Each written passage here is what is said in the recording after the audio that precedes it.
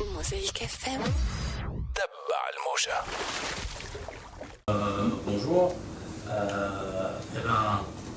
J'ai le grand honneur de recevoir en votre nom M. Youssou N'Dour, qui m'a posé le grand problème pour trouver le moyen de le présenter, parce qu'il a plusieurs casquettes. Il est avec nous comme artiste chanteur, et il n'est pas seulement chanteur, il est chanteur, compositeur, parolier, c'est-à-dire auteur de ses paroles, de ses chansons, mais il a également la casquette de l'homme d'affaires et du politicien, de l'homme engagé pour aider son pays, pour aider son peuple. Et d'ailleurs, ce n'est pas une tâche que d'être ministre du tourisme, de la culture, du tourisme et des loisirs du Sénégal pendant plus de 2 ans. Également, c'est un homme des médias, puisque il a à son actif plusieurs médias. Donc c'est quelqu'un qui croit que la voix du peuple doit émaner du peuple et qu'il faut casser un certain monopole des médias internationaux qui façonnent nos opinions, notre façon de voir les choses et de regarder le monde. C'est avec grand plaisir, et grand honneur et une grande émotion que je vous reçois, M. Youssou N'Dour.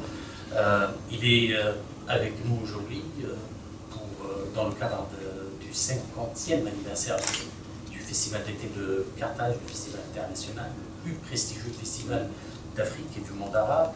Et M. Youssou N'Dour a pris l'initiative de demander de se produire.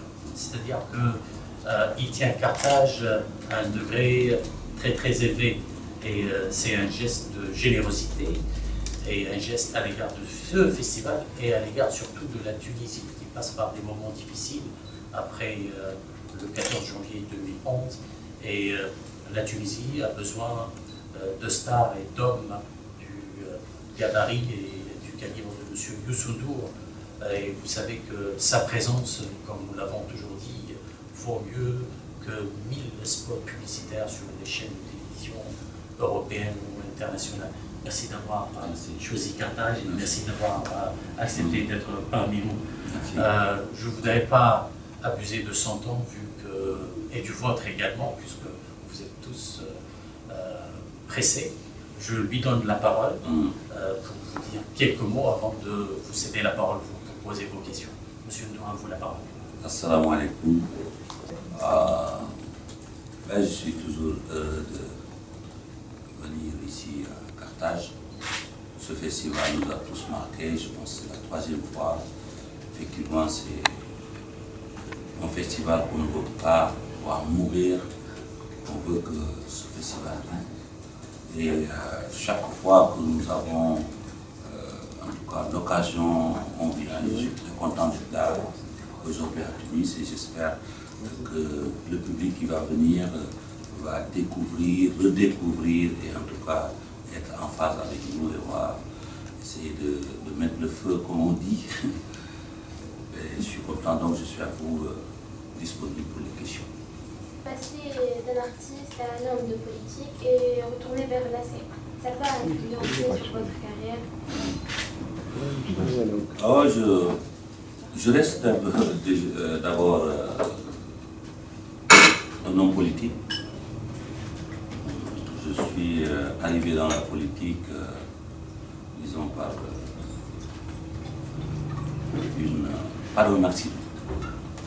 Parce qu'en 2011, après les événements ici aussi, il y a eu chez nous une tentative de changer la constitution. Le Sénégal, c'est une république. On voyait une évolution monarchique se développer. Donc la majorité des Sénégalais n'en voulaient pas. Moi, je me suis engagé là pour peser sur la balance, nous battre aussi comme les autres, pour arriver à ce que ces intentions-là de l'ancien pouvoir ne se réalisent pas. Donc, du coup, déposé ma candidature. Et après, vous savez ce qui est suivi, ils ont invalidé ma candidature, mais je n'ai pas lâché. Et après, nous avons eu une coalition avec le président actuel, Macky Sall. Et j'ai voulu, dès le départ, l'accompagner. Donc, j'avais décidé de prendre un département. Vous savez, le département prend beaucoup de temps, beaucoup de responsabilités. Je ne pouvais pas, en unant ce département avec les charges de ministre, continuer à chanter, à faire des tournées et tout. Donc, c'est arrêté pendant 2 ans et demi, 3 ans. Et après, bon, j'ai ressenti qu'il y avait une demande et que aussi la musique, c'est ma passion. J'ai demandé au président Macky Sall de me libérer des charges de département, de rester à ses côtés. Je suis ministre conseiller à ses côtés. Et donc, j'ai pu reprendre mes activités, ma passion. Donc, vous avouez en quelque sorte que la politique et les médias vous ont privé en quelque sorte de la création. Non, mais bon, à un moment, vous savez, ça, vous pouvez être beaucoup plus au courant.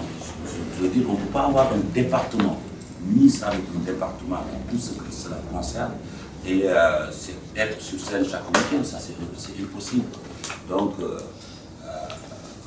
oui, à un moment, je me suis concentré sur ça, mais maintenant, je suis ministre conseiller, je suis artiste, et les médias, comme je vous ai dit, hein, je ne me lève pas le matin pour aller leur dire ce qu'ils doivent faire. Hein. Je découvre le journal comme tout le monde, j'écoute la radio, je zappe si ça ne me plaît pas et tout.